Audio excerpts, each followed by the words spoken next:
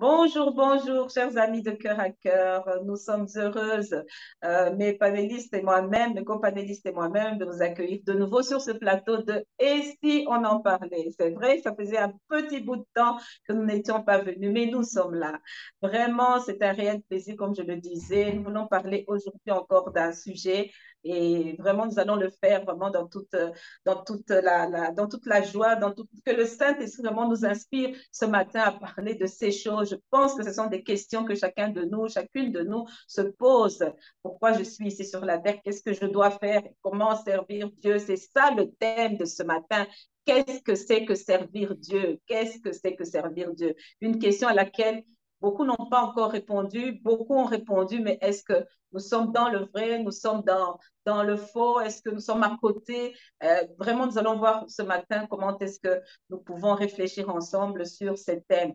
Et je vous demande de partager, partager autour de vous, partager dans vos réseaux WhatsApp, dans les profils de vos amis, sur votre propre profil. Nous voulons vraiment qu'un plus grand nombre soit touché parce que le Seigneur est venu pour libérer les captifs. Et même dans la notion de servir, il y a aussi une délivrance à avoir.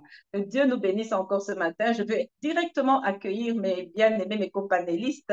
Pasteur Nathalie, bonjour, du Canada, de Sorel, de la ville de Sorel particulièrement. Comment vas-tu ce matin? Ça va très bien. Bonjour, Maman Marie-Claire. Bonjour, servante de Dieu Rachel. C'est vraiment un plaisir également de pouvoir partager ensemble ce matin. Et bonjour à tous nos auditeurs de Et si on en parlait. On espère que ça va bien chez vous également. Oui, tout va très bien, toujours par la grâce de Dieu.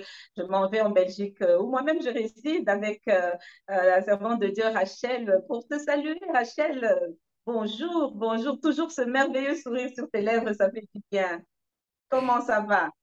Bonjour Marie-Claire, bonjour pasteur Nathalie. Comme tu as dit, je vais très bien et je te renvoie ton beau sourire également, me fait beaucoup de bien également. Et bonjour à tous nos auditeurs également. Voilà Marie-Claire.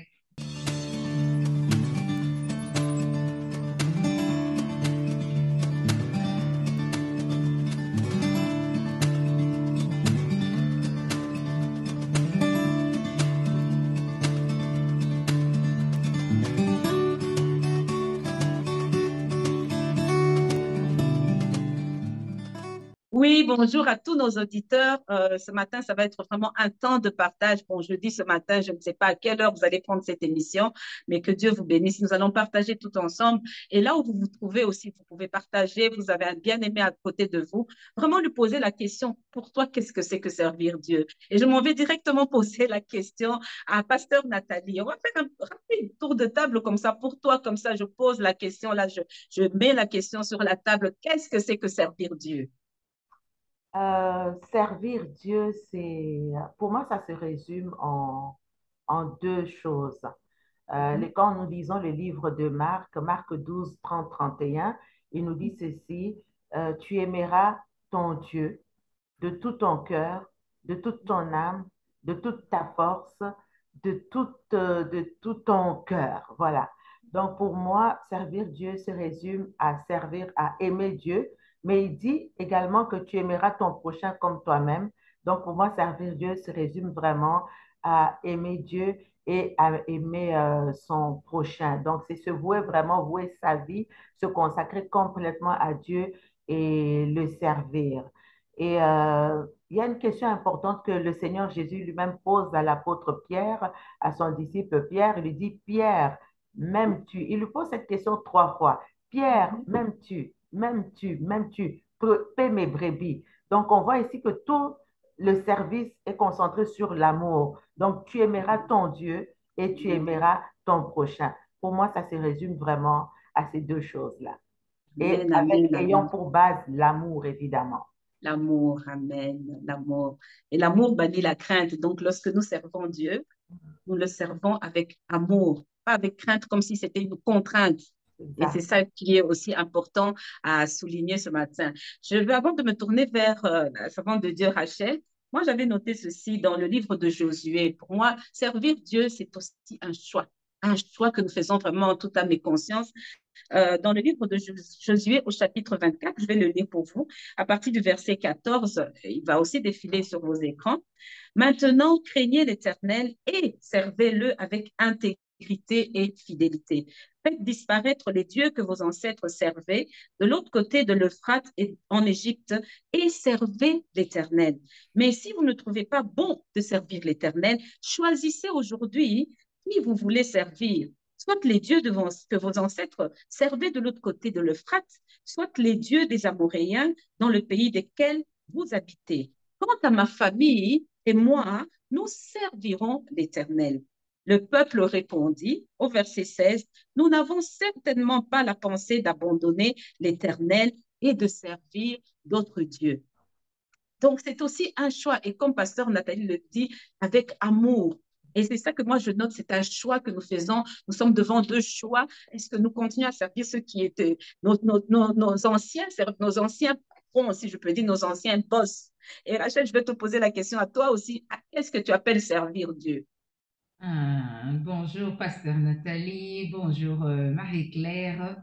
Quant à moi, je vais aborder cette question d'une autre façon parce que moi, je me suis retrouvée à servir Dieu. En fait, je me suis retrouvée à les servir lorsque le Seigneur m'a sorti de la maladie, de la dépression, du burn-out dans lequel j'étais plongée et j'ai réalisé l'amour de Dieu. Et je me suis rendu compte que jusqu'à présent, j'ai mené une vie qui n'était pas en soi mauvaise, mais seulement je me suis retrouvée en burn-out, je me suis retrouvée en dépression. Et lorsque Christ m'a tirée de cette situation et j'ai réalisé cet amour, je me suis retrouvée automatiquement dans les services parce que quelque part, je me suis vue reconnaissante de cette situation. Et aujourd'hui, je me vois aider les autres qui tombent en dépression, qui sont dans des situations pratiquement similaires. Et à la fin, je me suis vue en fait en train de servir ces dieux-là et j'ai réalisé cet amour et c'est comme ça que je me suis aussi ouvert. Comme Nathalie, le pasteur Nathalie l'a si bien dit, tu aimeras ton Dieu de tout ton cœur, de toutes tes forces, de toute ton âme. Et je me suis vue guérir de ces choses-là et je me suis rendu compte que jusqu'à présent, j'avais mené une vie et qui n'était pas mauvaise en soi, mais qui n'avait pour finalité finalement que c'était sur la terre. Mais depuis que j'ai réalisé cet amour et que Dieu m'a tiré de cette situation, et j'en vois les bénéfices, et c'est comme ça que je me suis retrouvée dans le service. Voilà un peu, voilà ce que moi je peux dire de ma manière à moi de servir ces dieux-là. Comme tu l'as si bien dit, Marie-Claire, tu as dit, vous aussi vous allez choisir aujourd'hui, toi tu as aidé, tu as choisi de servir Dieu, toi et ta maison. Moi aussi je me retrouve dans les services. Et voilà un peu de ma manière à moi de servir Dieu. Voilà. C'est vrai que nous entrons dans le service parce que nous avons reçu cet appel et quand nous entendons cet appel, nous entrons dans le service. Mais avant d'aller plus loin, servir, c'est quoi? Servir. Rien que la définition maintenant du monde, si on va dans le dictionnaire Larousse, parfois, on peut se demander, mais servir, c'est quoi? C'est mettre les assiettes sur la table, c'est dresser une table. Servir, c'est quoi? C'est être la bonne dans une maison. On peut parler hein, de servir. Qu'est-ce que c'est que servir? Mais servir, quand je regarde dans les dictionnaires, servir, c'est quoi? C'est aider des personnes, je le dis, hein, aider des personnes qui ont besoin d'assistance, tout simplement. Aider des personnes qui ont besoin d'assistance. Mais maintenant, qu'est-ce que le service chrétien? Comme Pasteur Nathalie l'a relevé, c'est un service qui aidait ces personnes-là avec l'amour. Donc, c'est un service d'où découle l'amour, un amour qui est sincère pour notre Seigneur d'abord, et puis d'avoir cette compassion aussi pour les âmes. Hein? Donc, ça, pour moi, c'est ce on peut dire, c'est ça le service chrétien. En tant que chrétien, à quoi tu es appelé? Savoir de la sollicitude, savoir de la compassion pour les âmes, pour les êtres créés à l'image de Dieu, comme toi-même. Donc, c'est aimer son prochain hein, comme soi-même. Donc, c'est vraiment être au service de l'humain, au service des hommes que Dieu a créés à cause de l'amour que nous avons pour Dieu, à cause de ce que Dieu a fait dans nos propres vies. Et alors, nous allons vraiment aimer et amener ces personnes dans cette relation avec Dieu. D'abord, le premier même service du chrétien, d'abord, c'est d'avoir la compassion, d'avoir vraiment la compassion. Et par ce service, Dieu nous donne l'occasion d'aider. Dieu nous incite vraiment à le faire. Et je vais vraiment poser cette question-là à Pasteur Nathalie. Oui, Dieu m'appelle à servir, Dieu m'appelle à aider, Dieu m'appelle à avoir de la compassion, Dieu m'appelle à soutenir, Dieu m'appelle à relever, à restaurer, Dieu m'appelle. Mais quels sont les critères? Est-ce que tout le monde peut le faire? Est-ce que tout le monde est appelé à le faire? Est-ce que tout le monde a la capacité de le faire? Quels sont les critères? Quelles sont, disons, les qualités? Est-ce qu'il y a des bons et des mauvais serviteurs? Est-ce que, voilà, un petit peu la question que j'aimerais poser à Pasteur Nathalie. Est-ce que tu peux nous en dire? Tout le monde peut le faire. Oui, ça serait bien si tout le monde pourrait le faire parce que, comme la servante de Dieu Rachel le disait tout à l'heure, Dieu t'a sorti de quelque part et après cette délivrance-là, tu t'es vu être au service de Dieu.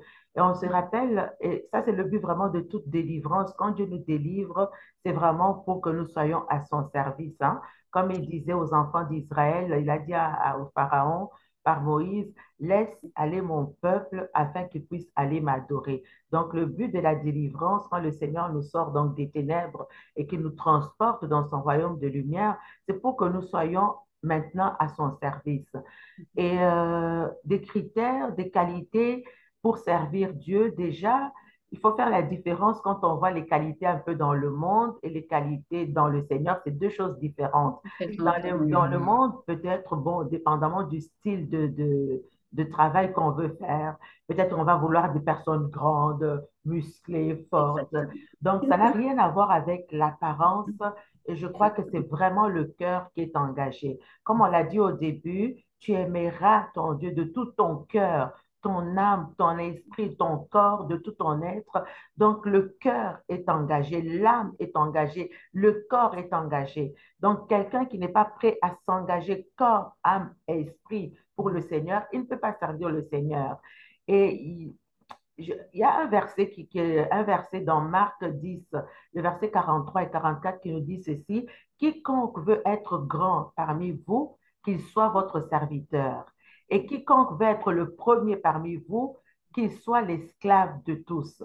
On est dans un monde où tout le monde veut être le premier, mais Exactement. avec des aspirations personnelles, avec des motifs personnels, avec des ambitions personnelles, avec un intérêt personnel.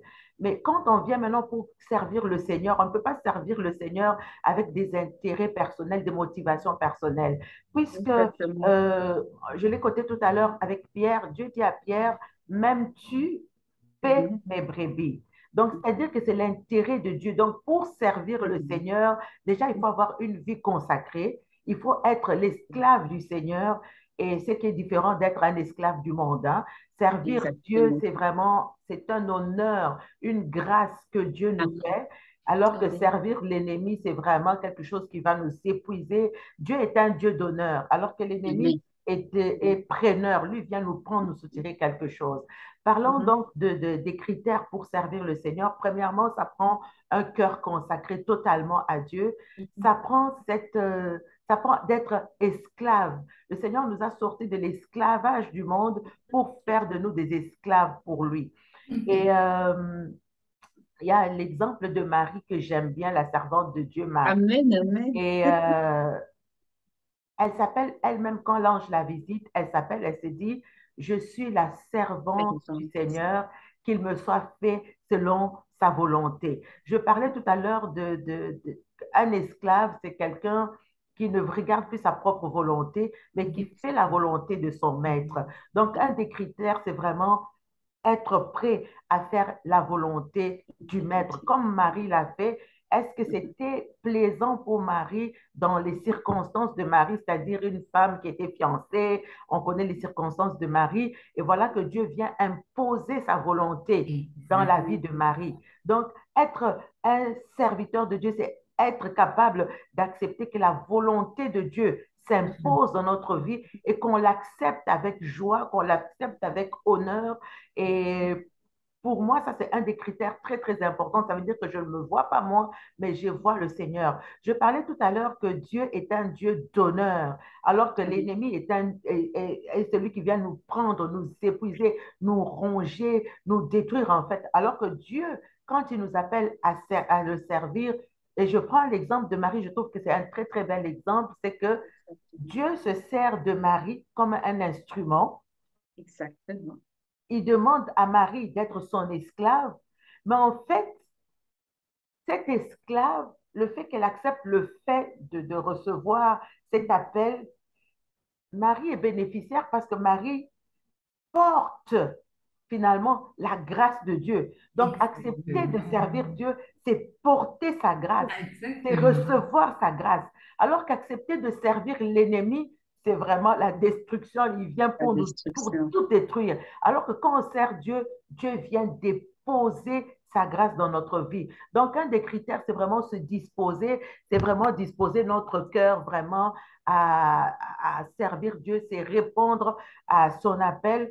Et très souvent, quand on parle quand on parle de servir, je prendrai l'exemple dans une maison, je prendrai l'exemple dans un château, peu importe. Mhm. Quand on a des serviteurs à notre service, ce sont des gens qui viennent pour répondre à notre besoin. Mais dans ces cas-ci, Dieu, on ne peut pas répondre, je vais dire, comment je peux dire ça? Le besoin de Dieu est trop grand. Quand on dit qu'on répond aux besoins de Dieu, Mhm. en fait, on ne répond pas aux besoins de Dieu. C'est Dieu qui répond à nos besoins. Marie, en recevant, en acceptant, en acceptant de prendre, de porter l'enfant de Dieu, donc Christ Jésus, en fait, Marie recevait la réponse à son propre besoin.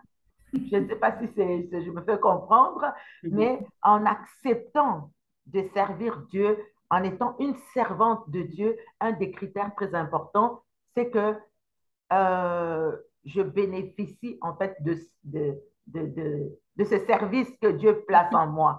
J'espère que on se comprend. Donc, servir Dieu, si je peux dire le critère important, c'est vraiment la disposition de notre cœur et l'amour est vraiment engagé. Sans amour, tu ne peux Mhm. servir personne Exactement. que toi-même. Et je Exactement. voudrais insister sur quelque chose pendant qu'on parle des critères pour servir Dieu. Notre motif, notre but doit être Dieu, doit être que Oui. la gloire de Dieu se manifeste. Oui. Pourquoi? Et ça, il faut faire très attention, c'est parce que si je sers Dieu pour des motifs qui sont personnels, parce qu'il y a des gens qui disent servir Dieu, mais pour Mhm. leur intérêt personnel. Excellent. Si j'ai des motifs contraires à ceux de Dieu. Si Mhm. servir Dieu, c'est pour moi parce que j'ai une soif de reconnaissance, parce que j'ai une Mhm. soif de pouvoir, parce que j'ai Mhm. une soif d'être reconnu, c'est très, très dangereux. Notre but et notre motif doit être celui de Dieu, d'aimer Dieu, et doit être celui d'amener le salut, d'aimer mon prochain, c'est-à-dire d'amener ce service qui amène mon prochain vers le Seigneur. Le but, c'est toujours d'amener vers le Seigneur. Pourquoi je dis qu'il faut faire très attention? Car parce que quand nos motifs sont personnels, ça va entraîner des rivalités, ça va entraîner des jalousies, ça va entraîner des divisions. Donc, mon cœur doit être vraiment bâti dans l'amour de Dieu et je pense que c'est l'un des critères capitaux, c'est le critère, pas l'un des critères, c'est le critère, c'est aimer Dieu et c'est aimer son prochain. Ça n'a rien à voir avec les caractéristiques humaines, c'est Mhm. vraiment l'amour de Dieu qui doit être notre socle pour cela. Merveilleux, merveilleux. Je bénis le Seigneur. Et je pense à l'instant au roi David. Le roi David était complètement reconnu par son propre père, hein, qui n'avait pas revu, qui n'avait pas vu en lui ce roi qui est être ce roi que le Seigneur, le Père éternel appelle un homme selon mon cœur. Donc, le papa, le père de David l'avait relégué vraiment derrière avec les troupeaux et tout ça, mais Dieu l'avait choisi pour être ses serviteurs. Donc, je parle de ça parce que tu as parlé des critères parfois humains. Alors que le prophète était là dans la maison, envoyé par Dieu, le Père n'a pas vu dans David, hein, cet élément que Dieu pouvait choisir pour le mettre à son service, pour être vraiment le roi, l'homme selon son cœur, quoi. Donc, les critères, Dieu ne voit pas à la manière des hommes, hein, et il a sa façon de voir à lui qui nous dépasse complètement, et nous voyons vraiment comment est-ce que le Seigneur fait. Et en parlant de ce que tu dis, de l'amour, j'ai ce verset dans le livre de Luc, chapitre 4, verset 8, qui dit, Jésus lui répondit, c'est Jésus qui parle, il est écrit, tu adoreras le Seigneur ton Dieu et tu le serviras lui seul.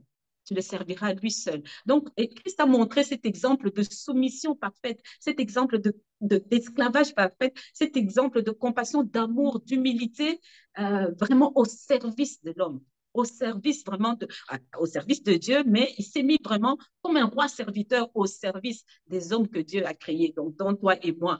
Et Rachel, je m'en vais te poser aussi cette question. Il y a encore peut-être beaucoup d'autres critères, peut-être qu'on va revenir dessus, mais à quoi ça sert? À quoi ça sert de servir Dieu? À quoi ça sert? Quel est le bénéfice? Quel est ce que nous en retirons? Parce que tout ouvrier, quelque part, mérite son salaire, même quand nous travaillons dans le monde. Même ces patrons qui sont méchants, ces patrons qui sont durs et tout, hein, qui nous imposent des jours de travail. Parfois, nous travaillons 7 jours sur 7. Il y en a qui travaillent 7 jours sur 7, 24 heures sur 24. Mais quel est parce qu'ils attendent un bénéfice. Mais nous, en tant que serviteurs de Dieu, quand tu choisis, quand tu veux mettre le Seigneur au-dessus de tout et marcher, quel est le bénéfice que nous pouvons retirer de cette œuvre? C'est une excellente question, je dirais même une question capitale, Marie-Claire.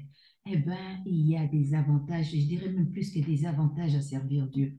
Et pour ça, je veux aller sur un verset de la parole, justement. C'est deux personnes comme toi et moi qui se sont posées la même question un beau jour, ils marchaient ensemble. Mais écoutez, parce que le verset parle de lui-même, le passage parle de lui-même. C'est dans le livre de Malachie, chapitre 3. Nous partirons au verset 14. Écoutez attentivement ce que la parole dit. Vous avez dit, c'est en vain que l'on sert Dieu. Qu'avons-nous gagné à observer ses préceptes et à marcher avec tristesse à cause de l'Éternel des armées? C'est intéressant. Maintenant, nous estimons heureux les hautains. Oui, les méchants prospèrent. Oui, ils tentent Dieu et ils échappent. Mais écoutez, alors ceux qui craignent l'Éternel se parlèrent l'un à l'autre. L'Éternel fut attentif. Hein? Là, c'est Dieu lui-même qui était attentif et il écouta. Écoutez, la suite, c'est intéressant. Et un livre de souvenirs fut écrit devant lui pour ceux qui craignent l'Éternel et qui honorent son nom. Ils seront à moi, dit l'Éternel des armées. Ils m'appartiendront au jour que je prépare.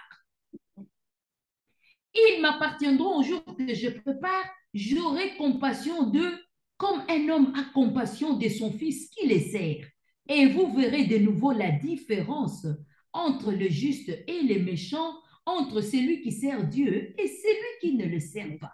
Ça, c'est les créateurs, Marie-Claire, pasteur Nathalie, qui les dit. Et deuxièmement, pourquoi nous servons Dieu? Et ça, nous trouvons ça dans Hébreux 12, 28. C'est pour recevoir en fait un royaume inébranlable. Parce que nous sommes sur la terre, c'est un royaume qui sera ébranlé.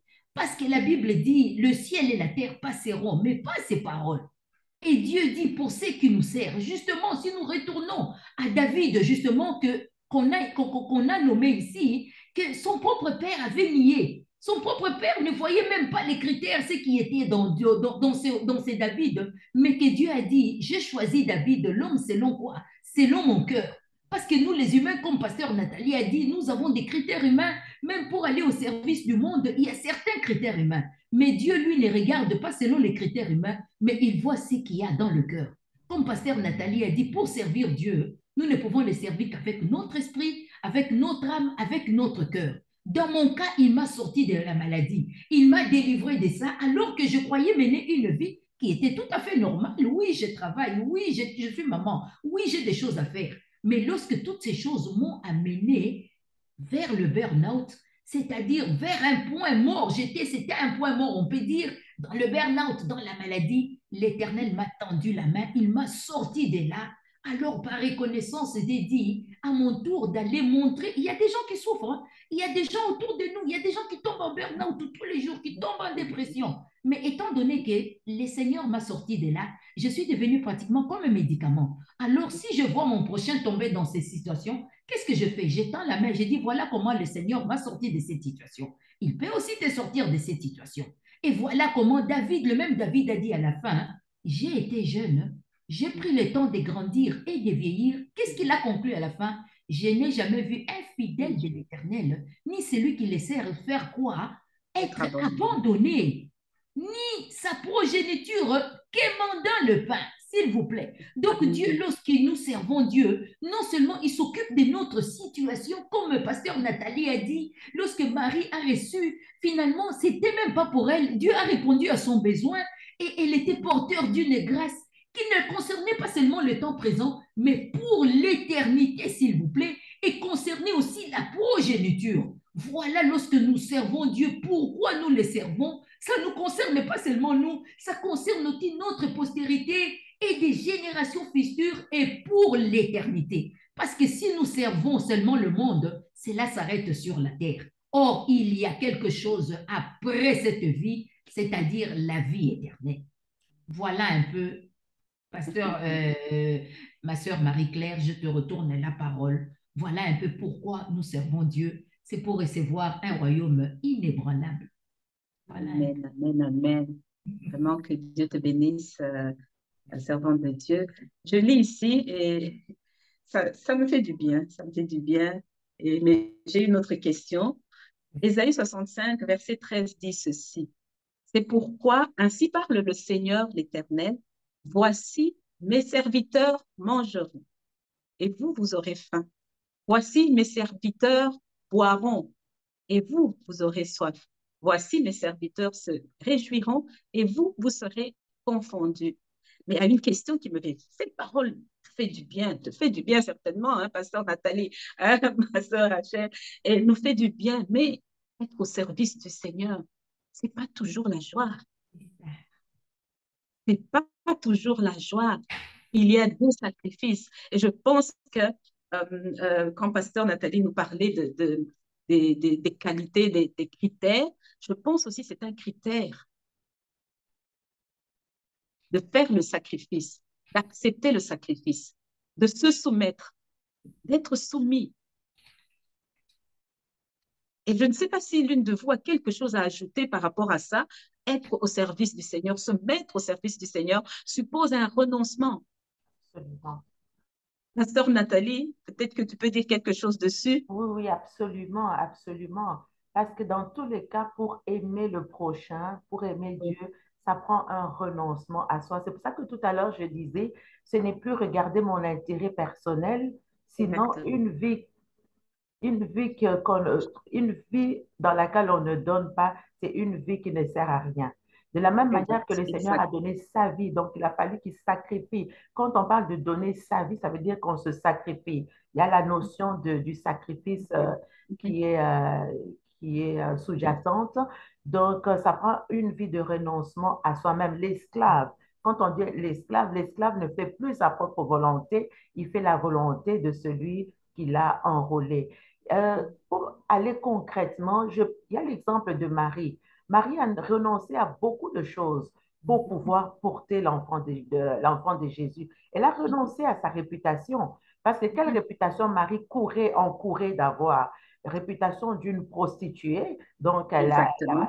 elle s'est méconduite pendant les fiançailles, alors que ce n'était Une pas le fille cas. mère. Elle a couru le risque d'être lapidée. Quand même, c'était quelque chose de terrible que de tromper son mari, mais ce n'était pas le cas dans le cas de Marie. Mais porter une grossesse comme ça demandait absolument un sacrifice, ça demandait un renoncement à soi pour faire la volonté de Dieu. Il y a un exemple que j'aime beaucoup, c'est l'exemple également des femmes sages dans la parole de Dieu. Ces femmes sages, on se rappelle en Égypte, et le roi voulait donc tuer, le pharaon voulait tuer les enfants. Et ces femmes ont vraiment fait le sacrifice d'aller contre l'édit du roi pour pouvoir sauver les enfants hébreux. Elles risquaient, elles encouraient la peine de mort. Servir Dieu, ça peut t'amener en prison. Servir Dieu, ça peut t'amener dans les chaînes. On voit l'exemple de l'apôtre Paul. L'apôtre Paul a été rejeté, il a été battu par les frères. La Bible dit qu'il a été battu par les frères. Donc, par les gens même qu'il doit sauver. Ça se peut que les gens pour lesquels Dieu t'a envoyé pour que tu sois à leur service, ça se peut que ces gens-là te flagellent. Ça se peut que ces gens-là te rejettent. Et pourtant, tu es la solution, l'instrument de Dieu pour aider ces personnes-là. C'est pour ça que ça prend l'amour. Quand Jésus dit à Dieu, quand Jésus dit à Pierre, m'aimes-tu, ça veut dire, C'est ça. Pierre, renonce à toi Toi-même. pour Toi, me suivre. Et le Seigneur lui-même lui dit, si tu veux me suivre, prends ta croix et toi. suis-moi.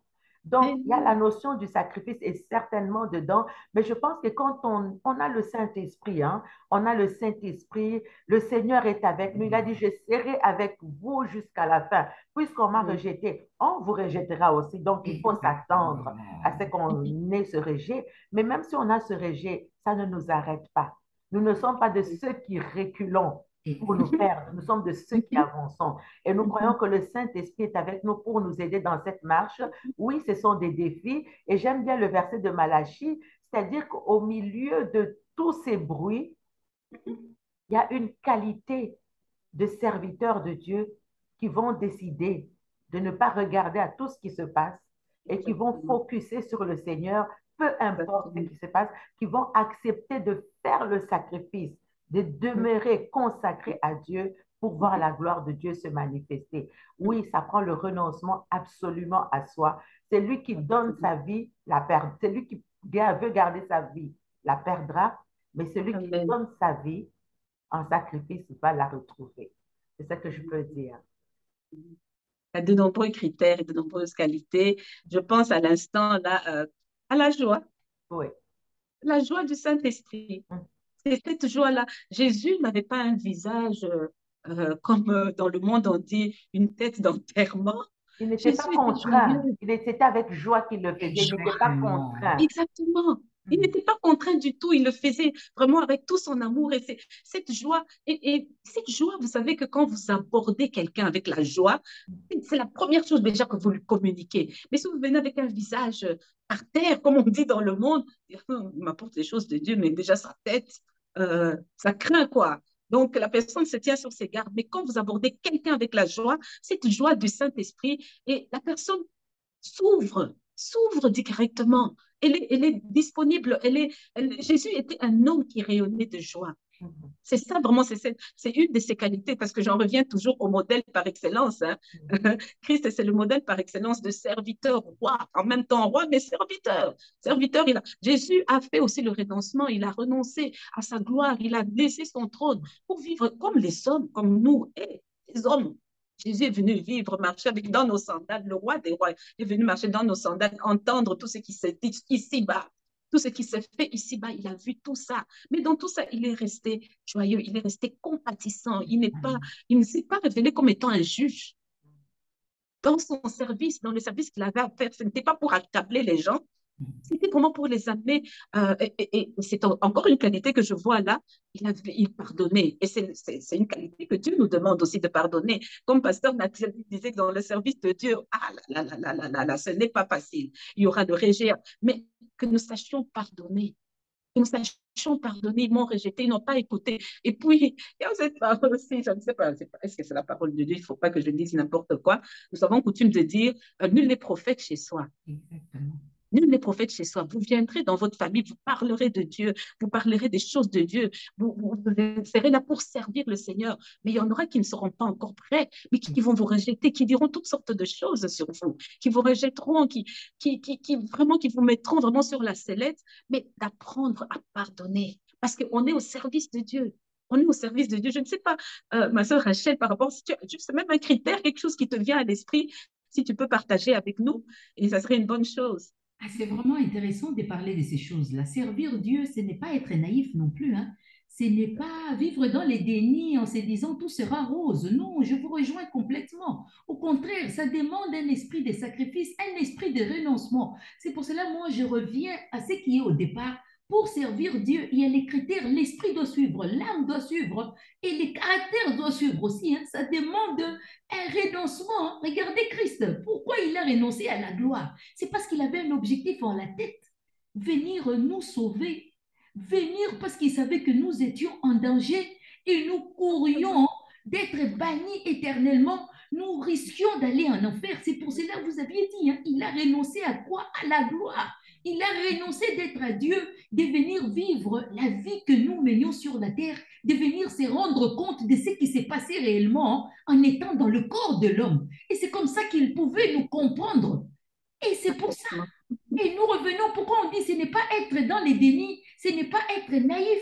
Et il y a quelqu'un qui lui a posé la même question. Comme pasteur Nathalie dit, lorsque Jésus pose la question, Pierre, est-ce que tu m'aimes réellement? Pierre ne se rendait pas compte de cette question. Et nous aussi. Et nous allons, Pierre avait, moi ce que j'aime chez Pierre, hein, malgré il avait son tempérament, mais il avait l'air de poser des bonnes questions. Et Pierre lui a posé cette question. Il lui a dit, écoutez, donc, nous avons ça dans Matthieu 19, 27, nous lisons. Oui. Pierre prenant alors la parole lui dit, voici, nous avons quoi? Tout quitté. Et nous t'avons suivi. Qu'en sera-t-il pour nous? C'est une très bonne question. Hein? Pasteur Nathalie a dit, on doit renoncer à soi-même. Oui, mais à quel prix? Il faut le savoir, il faut que nous soyons conscients. Quand nous servons Dieu, c'est vrai, avec la joie, mais parce que le Saint-Esprit vient en nous, parce que nous avons compris. C'est capital de le comprendre. Et alors, il continue. C'était une bonne question. Hein? Et Jésus n'a pas éludé la question. Jésus lui a répondu. Jésus le regarda et leur dit, et Jésus leur répondit, je vous l'ai dit en vérité, quand le Fils de l'homme au renouvellement de toutes choses sera assis sur le trône de sa gloire, vous qui m'avez suivi, vous serez de même assis sur de 12 trônes, et vous jugerez les 12 tribus d'Israël, et quiconque aura quitté à cause de mon nom ses frères, ses sœurs, ou son père, ou sa mère, ou sa femme, ou ses enfants, ou ses terres, ou ses maisons, recevra les centruples et héritera la vie éternelle. Amen. C'est fort, hein? Amen. Amen.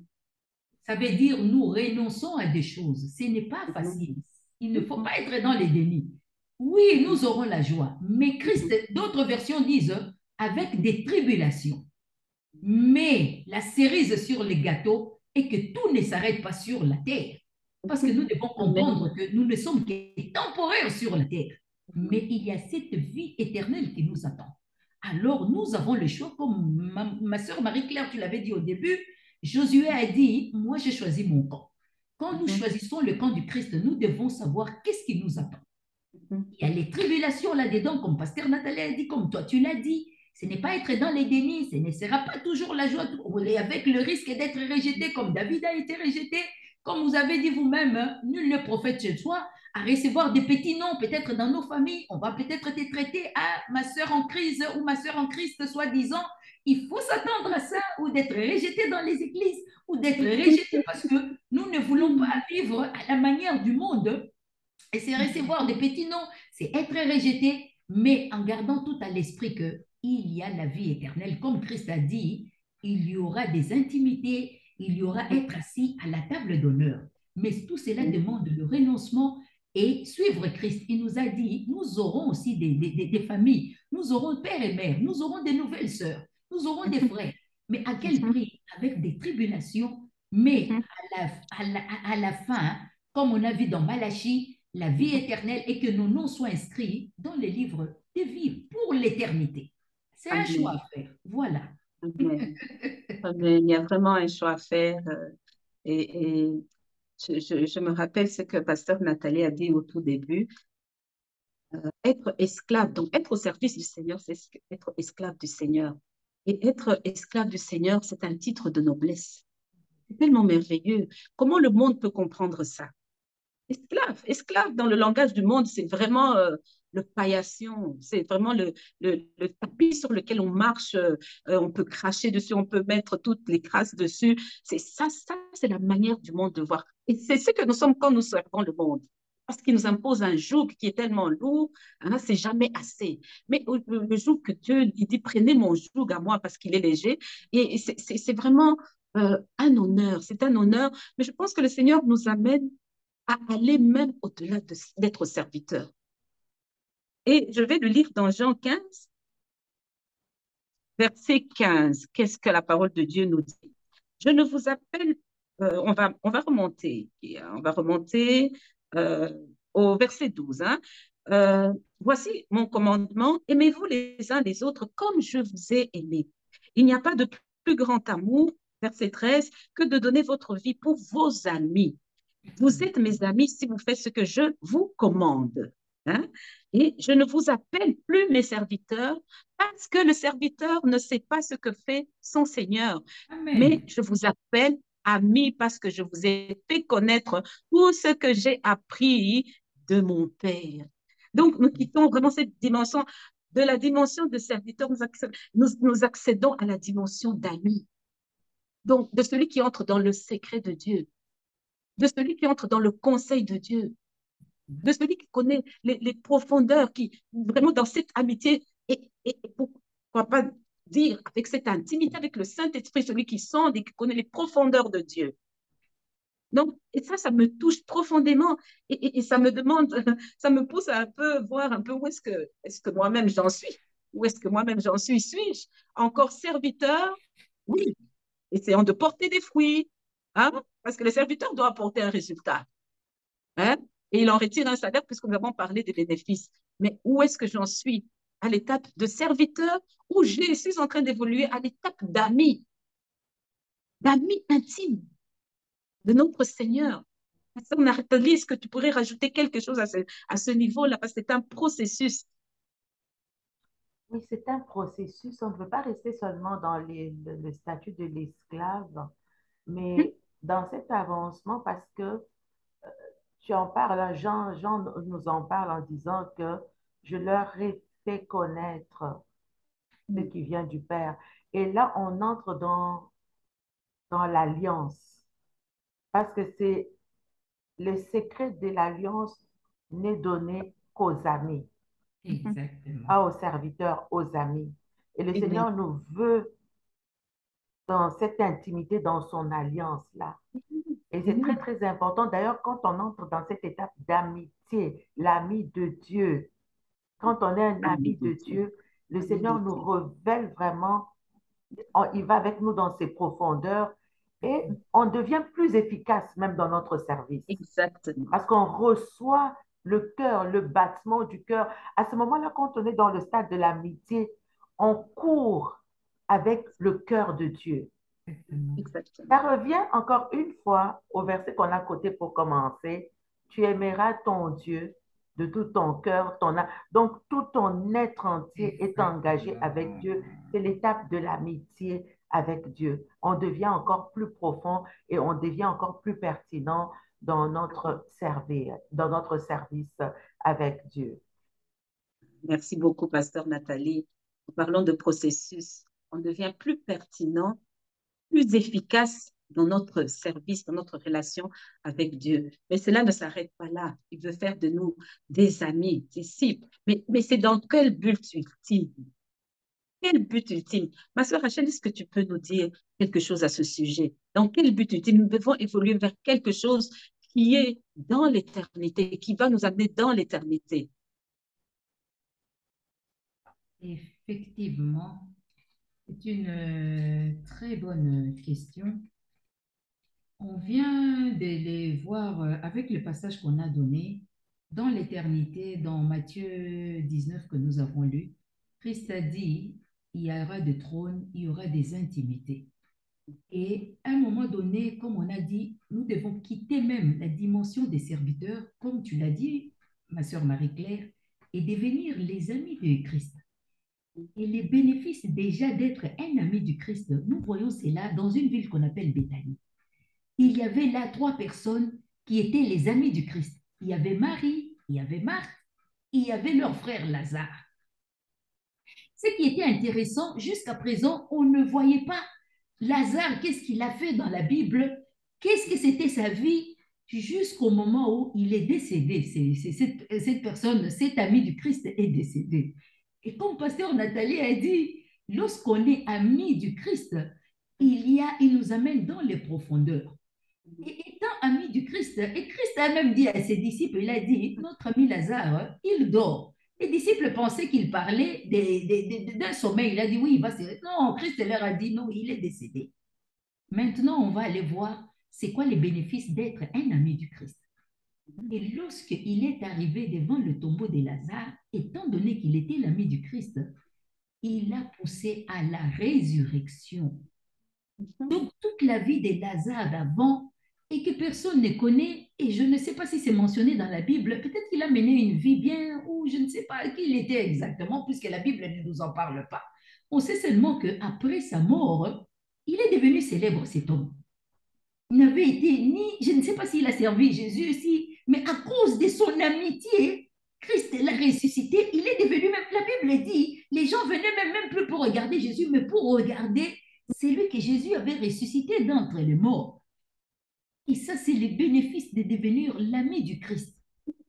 Et Christ nous demande même de quitter ces niveaux d'amitié et d'entrer dans une autre dimension qu'on appelle l'épouse du Christ. Et nous voyons avec les dirigeants de ce monde, nous voyons même les femmes des présidents, ils n'ont pas un rôle vraiment en soi, mais ils ont peut-être un rôle protocolaire. Mais ces rôles-là les amènent dans ce qu'on appelle l'honneur. Pasteur Nathalie l'a dit, dans la gloire. Eh bien, imaginons-nous être l'épouse du Christ. La Bible dit dans Colossiens, nous avons été ressuscités avec le Christ. Dieu nous a fait sortir dans le tombeau avec le Christ. Il nous a fait asseoir dans les sphères les plus élevées. Ça, c'est au niveau spirituel. Mais la Bible dit, lorsque Christ apparaîtra, nous apparaîtrons avec lui. Comment? Dans la gloire, s'il vous plaît. Et ça nous amène à l'épouse du Christ. Donc, nous quittons la dimension des serviteurs. C'est pour cela qu'on ne doit pas rester seulement dans la dimension des serviteurs. Nous devons quitter la dimension du serviteur, entrer dans la dimension de l'ami et ensuite passer dans la dimension de l'épouse. Car là, nous recevrons des gloires et nous serons avec Christ. Et d'ailleurs, Christ viendra chercher qui? Son épouse. C'est-à-dire celui qui est passé du serviteur, il est devenu ami et maintenant il entre dans l'intimité, comme pasteur Nathalie a dit, nous entrons dans l'intimité, dans le profondeur. Et dans l'intimité, on voit aussi dans le monde. Dans l'intimité, les enfants ne sont pas admis. Lorsqu'un époux et une épouse entrent dans l'intimité, l'ami n'est pas ami, les serviteurs encore moins. Mais qui est admis? L'épouse. Parce que là, elle est en intimité avec celui qui était son maître, celui qui est son ami et celui qui est maintenant son époux. Et Christ a dit, il vient chercher qui? L'épouse. Il ne vient pas chercher la femme. Il ne vient pas chercher toute l'Église, mais c'est lui qui s'est préparé.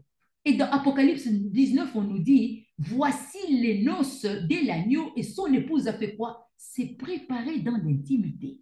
Et Christ, comme un mari responsable, Christ a dit, j'ai entendu ici, je ne sais pas si ma sœur Marie-Claire ou c'est pasteur Nathalie qui l'a dit, il a dit, tu aimeras ton Dieu, mais Christ a aimé, aimez-vous comme quoi? Comme Christ, je vous ai aimé. Comment il nous a aimés? Il nous a aimés jusqu'à la mort de la croix. Pourquoi? Parce qu'il voulait nous faire paraître sans tache ni aucune risque. Il s'est sanctifié lui-même pour nous. Il a été à la croix pour sanctifier son épouse. C'est pour cela qu'il donne même l'ordre au mari. Il a dit, aimez vos femmes. Comme Christ a aimé son épouse qui est l'Église, au point de quoi? De donner sa vie pour elle. Lorsque nous donnons notre vie, comme pasteur Nathalie a dit, Marie croyait que elle donnait son ventre à Dieu pour que Christ vienne au monde, mais en fait, c'est elle qui a été finalement bénéficiaire de cette grâce. Parce qu'on la voit où? Elle est bien heureuse maintenant. Donc, ce que nous parlons ne s'arrête pas au niveau de la terre. Ça vise, plus que la terre, ça vise l'éternité. Et c'est un choix à faire. Est-ce que nous voulons demeurer seulement des serviteurs? Est-ce que nous voulons passer à l'étape de l'ami? Est-ce que nous voulons passer à l'étape du fils? Ou nous visons la position de l'épouse, c'est-à-dire être dans la gloire avec Christ? Voilà, pasteur Nathalie, voilà ma sœur Marie-Claire. Ça, c'est les bénéfices, les qualités, tout ce que nous voulons. Voilà les packages qui nous attendent en étant serviteur, en étant ami et en passant à la dimension de l'épouse. Je bénis vraiment le Seigneur. Je vois que pasteur Nathalie veut prendre la parole. Oui, vous l'avez. Alors, tout à l'heure, merci beaucoup, servante de Dieu, maman Rachel. Tout à l'heure, tu parlais de Lazare. Ça m'a fait rappeler, parce on parle de servir Dieu, hein. Aujourd'hui, on parle vraiment des bénéfices de servir le Seigneur. Et quand tu mentionnais l'exemple de Lazare, je pensais, parce qu'on voudrait voir aussi comment servir Dieu au quotidien. Là, nous avons vu les bénéfices de servir le Seigneur, nous avons vu les critères pour servir le Seigneur, mais les gens peuvent se demander comment servir le Seigneur au quotidien. Et quand tu citais le nom de Lazare, il y a le nom de Lazare m'est revenu dans l'histoire du riche et du pauvre Lazare. Oui, pasteur Nathalie, je Oui. vais t'interrompre 2 minutes. Chers amis, chers téléspectateurs, vraiment, vraiment, vraiment partagez autour de vous. Et vous avez certainement des questions. Vraiment, entre vous, posez-vous la question, où est-ce que vous en êtes, vous en êtes avec ce sujet, avec ce thème? Qu'est-ce que ça vous parle? Qu'est-ce que ça vous dit? Nous avons les différentes plateformes sur lesquelles vous pouvez trouver cette émission. Taguez vos amis. C'est un sujet qui est très, très, très important, surtout en ce temps où chacun doit définir le ce pourquoi il est ici sur la terre. Donc, vraiment, écoutez vraiment tout ce qui est dit et échangez aussi entre vous, partagez. C'est un sujet important. Que Dieu vous bénisse. Oui, pasteur Nathalie, je te remets la parole. Merci. Alors, le riche et le pauvre Lazare, et j'aime bien comment tu as fait le parallélisme pour voir le résultat de la vie de Lazare. Quand je prends Lazare, le pauvre Lazare, comme on l'appelait dans la Bible, et puis le riche, l'histoire, vous savez, dans l'éternité, qu'est-ce qui s'est passé? Dans la vie, dans la vie séculaire, dans la vie matérielle ici-bas, le pauvre Lazare était au service du riche. Exactement. Et il était à la porte même du riche. Et puis sa condition n'était pas toujours la meilleure. Parce que la Bible dit que parfois les chiens même venaient lécher ses ulcères. Donc c'était quelqu'un même qui était malade même. Il est peut-être même mort de sa maladie. On ne sait pas de quoi il Exactement est mort. possible, hein? Mais les deux sont morts. Le riche est mort et le pauvre Lazare est mort. Et les résultats, on l'a vu dans l'éternité, que l'un était en enfer et l'autre était dans la Exactement. présence de Dieu dans le sein d'Abraham. Et Mhm. si bien même que le riche, de là où il était, il dit, Père Abraham, demande à Lazare de m'apporter de l'eau. Donc, on voit que Lazare, ici-bas, était au service du riche. Pourquoi est-ce que j'amène ce parallélisme? J'amène vraiment, je voudrais qu'on voie comment servir Dieu au quotidien. Exactement. Lazare était un enfant de Dieu. Peu importe sa condition ici-bas, Dieu nous a équipés en tant que serviteurs. Il faut le dire, Dieu nous a équipés. Nous ne sommes pas serviteurs euh, sans outils, sans matériel. Exactement. Dieu nous a déversé dans nos vies diverses grâces. Et nous sommes les intendants de la grâce de Dieu. En tant que serviteurs, nous sommes les intendants de la grâce de Dieu sur la terre. Et nous pouvons servir Dieu de plusieurs manières sur la terre. Exactement. Il y en a qui vont servir Exactement. Dieu au travers de la prière. Il y en a qui vont Exactement. servir Dieu au travers des dons, des différentes grâces que le Seigneur leur a données. En tant que serviteurs de Dieu, nous sommes Dieu a dispensé, nous a donné ces grâces, mais nous sommes maintenant les intendants de ces grâces-là pour que les autres puissent également en bénéficier. J'aimerais lire un verset dans Romains 12 ensemble. Je vais lire à partir du verset 6, même un peu plus tôt. Romains 12, pardon, 1 Corinthiens, pas Romains 12, mais on va aller dans 1 Corinthiens 12, le verset 4. La Bible nous dit ceci, il y a diversité de dons, mais le même esprit, diversité de ministères, mais le même Seigneur, diversité d'opérations, mais le même Dieu qui opère tout en tous. Or, à chacun, la manifestation de l'esprit est donnée pour l'utilité commune. En Exactement. effet, à l'un est donné par l'esprit une parole de sagesse, à un autre une parole de connaissance selon le même esprit, à un autre la foi par le même esprit, à un autre le don des guérisons par le même esprit, à un autre le don d'opérer des miracles, à un autre la prophétie, à un autre le discernement des esprits, à un autre la diversité des langues, à un autre l'interprétation des langues. Un seul et même esprit opère toutes ces choses, les distribuant à chacun en particulier comme il le veut. Et nous savons que quand Dieu nous équipe de cette façon, c'est pour que nous soyons des bons intendants de ces dons-là afin que Exactement. les autres puissent en bénéficier. Exactement. Donc, en tant que serviteurs, le Seigneur nous place avec une parole de sagesse pour donner la sagesse à d'autres, avec le ministère de la guérison pour apporter la guérison à d'autres. Donc, il faut Exactement. également comprendre que quand Dieu nous établit en tant que serviteurs de Dieu, il nous équipe avec le mandat d'amener tout le monde par les dons qu'il nous a donnés afin que tout le monde puisse rejoindre l'éternité. Ça, c'est important à savoir. La Bible nous dit, je pense dans les livres de Romains, il nous dit, si même ton ennemi a faim, donne-lui à manger. S'il a soif, comment est-ce que je peux servir en tant que serviteur de Dieu au quotidien? Que celui qui a faim, à tout celui que vous donnerez de l'eau, c'est à Christ que vous le donnerez. Exactement. Donc, Dieu nous établit comment, oui, les bénéfices de servir, nous recevons quelque chose et nous recevons de toute façon des récompenses. Tu l'as mentionné, je pense, Maman Marie-Claire, je ne sais pas, parlant du serviteur utile et du serviteur inutile. Inutile. C'est-à-dire qu'on peut être des serviteurs, il y en a qui vont être utiles, il y en a qui vont être inutiles. Ça veut dire que tu peux même être sauvé et aller au ciel, C'est mais ça. Dieu t'a trouvé que tu étais inutile parce que tu n'as Exactement. servi à rien, tu es juste sauvé. Exactement. Et Exactement. il y a aussi l'étape des récompenses. Tout ce que nous faisons Exactement. ici, chacun sera récompensé en fonction de ce qu'il a fait sur la terre. Évidemment, la meilleure des récompenses, c'est d'amener les âmes au Seigneur.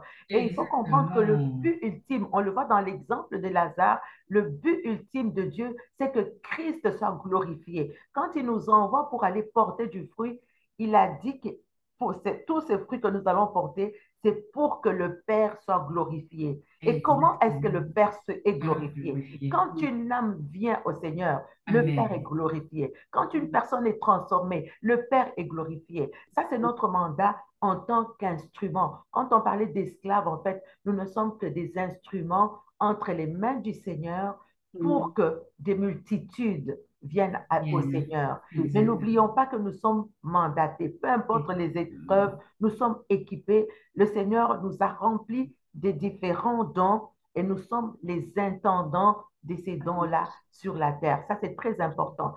Si tu pries, Exactement. prie bien. Si tu as la foi, fais-le bien. Si c'est par les actions que Dieu t'amène dans les œuvres sociales pour que tu puisses aider quelqu'un, mais la finalité, c'est que tout le monde, en tant que serviteur de Dieu, dans le domaine que Dieu nous a placé, il faut que dans ce domaine-là, les âmes reviennent au Seigneur. Je voudrais juste mentionner cette partie-là de comment servir le Seigneur au quotidien. Au quotidien. Effectivement, Pasteur Nathalie, comment servir le Seigneur au quotidien? Je lis rapidement ici dans 1 Pierre 4:10. Puisque chacun de vous a reçu un don, mettez-le au service des autres en bon intendant de la Exactement. grâce si diverse de Dieu. Ça veut dire que dans ce corps de Christ, chacun de nous est très important. Exactement. Il n'y a pas de moindre serviteur ou de plus grand serviteur. C'est vrai, dans le langage humain, nous allons dire, ah, un tel serviteur, un grand serviteur de Dieu, un grand serviteur de Dieu, on donne des honneurs, mais dans la pensée de Dieu, dans ce corps qu'il forme, il n'y a aucun des membres qui est moindre. Aucun des membres qui est moindre. Et moi, je bénis le Seigneur aujourd'hui pour les dons et les talents. Et je pense à ce livre que le serviteur de Dieu, comment il s'appelle? Oh, Saint-Esprit, rappelle-moi. Celui qui a écrit Une vie motivée par l'essentiel. Euh, Rick Warren. Rick Warren a écrit un livre, Une vie motivée par l'essentiel. Si nous pensons que nous sommes là avec les talents que Dieu nous donnait, que Dieu nous a donné, les dons et les talents, pardon, que Dieu nous a donnés, que cela sert seulement à nous faire beaucoup d'argent, à nous faire gagner beaucoup d'argent, pour qu'on ait une belle retraite dorée. Ah, j'ai travaillé, je me suis usée, mais juste vraiment, après mourir comme ça, c'est que nous passons vraiment à côté de l'essentiel, à côté de Exactement. l'essentiel de Dieu dans notre vie. Et Dieu nous a donné des talents pour que nous en fassions profiter les autres, pour que pour nous-mêmes. Donc, comme ma pasteur Nathalie le disait, comme le verset le dit, nous sommes des intendants, donc soyons des bons intendants. Des bons intendants, c'est que Dieu nous a donné parce qu'il nous a confié pour que nous puissions, Seigneur, vraiment en faire bénéficier les autres. Je ne sais pas, ma sœur Rachel, si tu peux dire quelque chose et à ce sujet, je peux rajouter quelque chose. Vraiment, je pense que nous avons dépassé l'heure. Le temps est parti, mais c'était un sujet qui nous a vraiment fait plaisir de partager aujourd'hui. Je sais que ça va se prolonger dans vos maisons et que le Saint-Esprit continue à parler à nos cœurs. Oui, ma sœur Rachel, est-ce que tu aurais quelque chose à nous dire? Comme ça, nous allons chuter. Exactement, c'est dans l'Apocalypse. Comme on dit, il y a toujours la Genèse et il y a aussi la fin des choses. Pasteur Nathalie a dit, il y aura un tribunal, ne nous leurrons pas. Il y aura un tribunal, ce ne sera pas seulement pour le jugement, mais il y aura un premier tribunal où chacun recevra selon quoi l'œuvre qu'il aura accomplie sur la terre. Donc, s'il vous plaît, ne mourrons pas avec nos talents. Dieu a mis des talents dans chacun d'entre nous. Il y a l'esprit de libéralité, il y a la prophétie, il y a être pasteur, il y a être évangéliste. Vraiment, j'ai aimé cet aspect de dire servir Dieu au quotidien. Au quotidien, c'est très important. On peut servir Dieu même là où on travaille. On peut servir Dieu dans son quartier. On peut servir Dieu en aidant simplement une maman ou aider les enfants dans les écoles ou voilà, même ce qui peut être insignifiant. Mais pour Dieu, ça peut être capital. Être simplement une maman dans la maison, élever bien ses enfants, c'est aussi servir Dieu. Nous devons comprendre cela. Et chacun aura sa récompense selon, pas selon les critères humains, mais selon les critères que Dieu aura jugés, selon la compétence qu'il a mis en toi, qu'il a mis en nous. D'autres peuvent servir dans la politique, d'autres peuvent servir dans l'armée. Souvenons-nous, les soldats étaient venus trouver Jésus, il a dit, et nous? Jésus leur a dit, ne dépassez pas votre mandat. Vous êtes là pour surveiller les gens, faites votre travail. Chacun aura sa récompense selon ce que les critères, selon Dieu, comme on a dit, selon ce qu'il a dit. Et dans Apocalypse, on va vraiment, on va conclure avec ça par rapport à ça, parce que dans Apocalypse 22, c'est Christ lui-même qui dit. Il dit dans chapitre 22 au verset 12, il nous dit bien ceci, voici, je viens bientôt, et ma rétribution est avec moi. Pourquoi? Pour rendre à chacun selon quoi? Selon son œuvre. Donc, nous aurons des récompenses au-delà des mérites de servir Dieu. Il y a une récompense éternelle qui nous attend. Et c'est Christ lui-même qui viendra pour récompenser selon nos œuvres. Ma sœur Marie-Claire, tu l'as dit, ne soyons pas des serviteurs inutiles. Parce qu'il est écrit, Christ a dit, à celui qui a, on donnera. Mais à celui qui croit même avoir, on notera même ce qu'il n'a pas. Donc, faisons très, très attention. Je vais m'arrêter ici. Voilà ce que j'avais ajouté par rapport à ce sujet. Amen, amen, amen. On notera même ceux qui n'a pas. On notera même le peu qu'ils pensent avoir. Que cela nous interpelle ce matin. Je voulais rapidement faire un témoignage. Parlons de servir Dieu au quotidien. Tout ce que ta main trouve à faire, fais-le. C'est que fais-le bien, fais-le avec le cœur de Dieu. Fais-le avec le cœur de Jésus-Christ. Et le témoignage que je voulais apporter, ce n'est pas un témoignage personnel, il m'a été relaté. C'est une sœur chrétienne, donc à l'église, et qui est aussi une amie. Et elle avait aussi une amie qui avait un enfant qui avait un handicap très lourd, un handicap mental très lourd. Et chaque fois, elle avait à cœur, mon Dieu, comment elle fait? Elle doit travailler, elle doit faire ça. Comment elle fait? Et alors, elle avait tellement ça à cœur, elle avait tellement de la compassion pour cette amie, que ce qu'elle a fait, c'est de lui demander de prendre l'enfant un jour par semaine. Wow. Ça m'avait tellement touchée. Donc, juste pour la soulager de ça, parce que vivre avec un enfant tout petit, ça va encore, mais au plus il grandit, parce que cet enfant était tellement, il était costaud, il était très costaud. Donc, cette maman portait son enfant sur le dos. Vous imaginez donc que mon amie, là, cette sœur, a pris un jour, mais vous ne savez pas, un jour de prendre cet enfant. Elle disait déjà, ma sœur, Marie-Claire, quand j'ai cet enfant un jour, je sens combien c'est lourd un seul jour. Exactement. Et comment est-ce que cette femme vit avec ça au quotidien?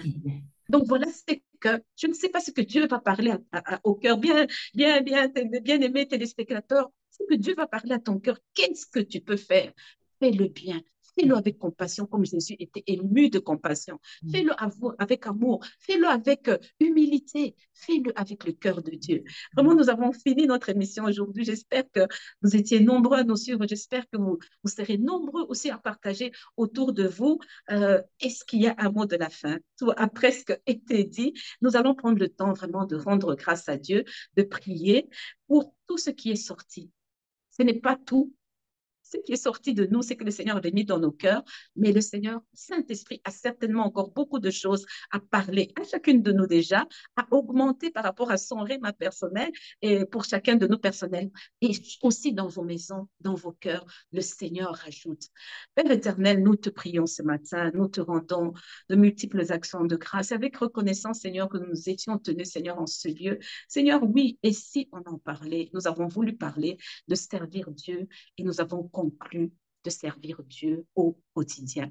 Nous te bénissons, Seigneur, pour ce qui s'est dit en ce lieu, Seigneur, ce qui est sorti éternel. Seigneur, mon Dieu, mon roi, que ça aille dans le cœur de tes enfants, de nos téléspectateurs, Seigneur, même de ceux au loin à qui sera partagé, Seigneur, ce lien éternel de cette émission, Seigneur, et que ça touche avec puissance les cœurs, afin que nous puissions nous arrêter un moment de dire comme dans ta parole, ça, arrêtez et sachez que je suis Dieu. Si je sers, de quelle manière je sers Dieu? Pourquoi? Quels sont les motifs réels? Père, aide-nous, Saint-Esprit, révèle en nous, pointe en nous les véritables motifs pour lesquels nous te servons. Seigneur, pour ceux qui ne le savent pas encore, Seigneur, qui hésitent, qui sont dans les doutes éternels, mon Dieu, mon roi, rends-les conscients du choix qu'ils doivent faire, mon Dieu, mon roi, de te servir. Nous ne pouvons pas servir de maître. Nous ne pouvons pas servir de maître. L'un, c'est un maître qui nous place sous un joug dur, sous un joug méchant, mais il est fait bon à ton service. Oh Père éternel, Dieu Tout-Puissant, qu'il fait bon à ton service et il y a des bénéfices. Seigneur, tu nous dis, papa, de chercher le royaume de Dieu et sa justice et toutes choses nous seront données par-dessus tout. Nous te rendons grâce pour ton amour et pour ta bonté. Et je m'en vais prier maintenant pour ceux qui ne connaissent pas encore le Seigneur Jésus-Christ. Père, je te prie, Seigneur, pour ceux qui nous regardent, Seigneur, ceux qui ont reçu ce lien, Seigneur, ceux qui sont tombés par hasard, il n'y a pas de hasard dans ta présence. Seigneur, je prie, mon Dieu, pour quiconque est tombé sur cette émission, qui se demande qu'est-ce qui se passe, bénéfice à servir Dieu. À vous, est-ce qu'on peut servir Dieu? Seigneur, j'appelle ta bonté, ta miséricorde dans la vie de ces hommes parce que c'est toi qui les as créés. J'appelle, Seigneur, Papa, mon Dieu, mon roi, la foi en eux. Papa, fais qu'ils entrent dans le royaume, Seigneur, mon Dieu, mon roi. Seigneur, je les appelle à la repentance.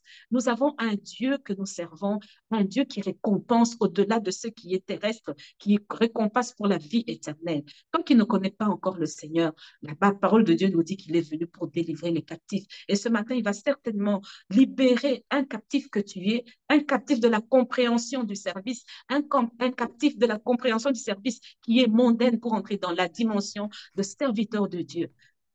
Que ce matin, le sang précieux de Jésus pour lequel qu'il a versé à la croix de Golgotha, te sauve, te rachète, parce que son sang a coulé afin que tu sois sauvé, afin que tu sois racheté. Viens maintenant, entre dans la maison de Dieu. Viens maintenant, entre dans la présence de Dieu. Il fait bon au service de Dieu. Oh Seigneur, nous te rendons grâce éternelle pour ceux, Seigneur, qui arrivent, éternel, mon Dieu, mon roi, sur cette émission. Seigneur, qui sont touchés par cette parole. Seigneur, Papa, nous te bénissons pour leur vie. Oh, toi, bien-aimé, qui accepte le Seigneur, mon Dieu, mon roi, Papa, je te prie, éternel, Seigneur, Papa, circoncire son cœur, de marcher avec lui, Seigneur. Papa, qu'il marche, Seigneur, dans la dimension, Seigneur, non seulement du serviteur, de l'ami, mais de l'épouse éternelle, attendant patiemment, dans la joie, Seigneur, c'est que toi, tu as promis. Que ton nom soit béni ce matin, que ton nom soit loué, que tout soit pour la gloire de ton nom. Garde-nous dans ton intimité. Nous t'avons ainsi prié au nom de Jésus-Christ en te rendant grâce pour toutes choses. Amen, amen, amen. Amen, amen. Amen. Voilà, nous avons fini. Que le Seigneur soit béni. Nous allons revenir pour une prochaine émission et priez aussi pour nous, hein, bien-aimés, priez pour nous. Envoyez-nous des sujets et portez-nous dans la prière. Nous vous portons aussi dans la prière. Que Dieu vous bénisse abondamment. À très bientôt Et si on en parlait Très sur la bientôt. plateforme Cœur à Cœur. À très bientôt. À Amen. très Que Dieu vous bientôt. bénisse également, servante de Dieu. Amen. Exactement. Que Dieu vous bénisse Amen. Que également, Dieu vous vous les bénisse. servantes de Amen. Dieu, ainsi que nos auditeurs. Amen.